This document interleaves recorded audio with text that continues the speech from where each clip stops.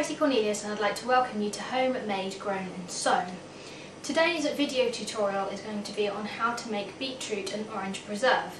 Now this time of year, which is November, is perfect for fresh beetroot. So let's get started.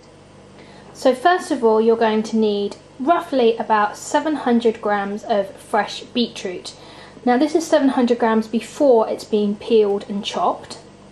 You will then also need roughly about 450 grams of eating apples. Again, measure before you've peeled, cored and cut them up. And when you cut them up, you want roughly about 1 centimetre squares.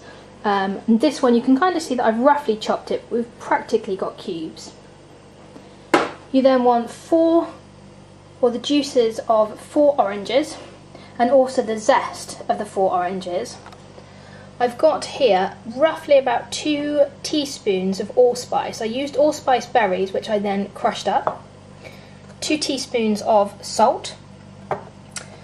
2 to 3 garlic cloves, dependent on size.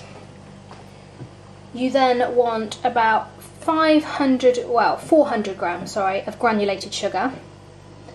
Roughly about 600 grams of red onion, finely chopped. And 600 millilitres of malt vinegar. So the first thing that we're going to do is we're going to add the 600 millilitres of malt vinegar to the pan,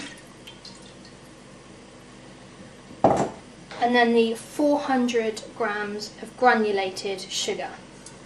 And basically we're just going to heat this up gently and keep stirring it until all of the sugar dissolves into the vinegar. So now that all the sugar is dissolved, we can now start to add the remaining ingredients into our pan. So first of all, I'm adding the beetroot.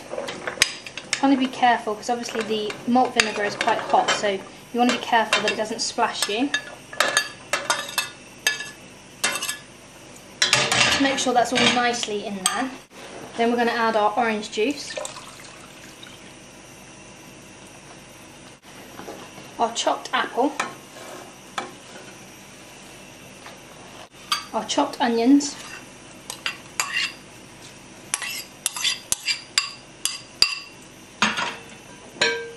the orange zest,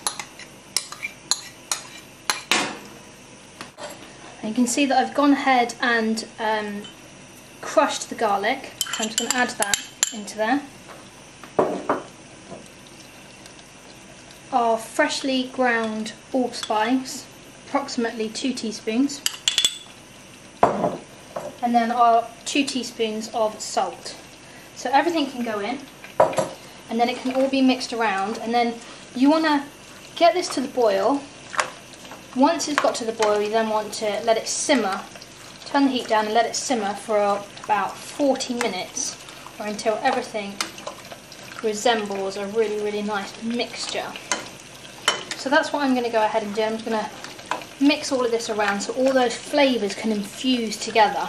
This is fantastic. It's such an easy relish to make, and it goes wonderfully with different meals at Christmas, cheese and that type of thing. It's going to make some fantastic Christmas gifts.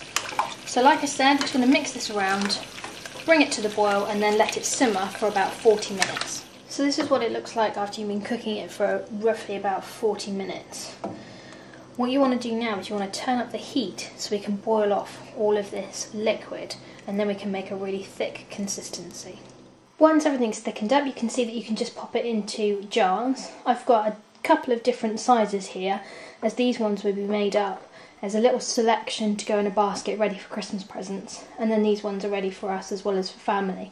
Now this particular beetroot and orange relish is really good to go with cheese, but do try it out with a number of different things. I would love to hear your comments. I hope you have fun making yours.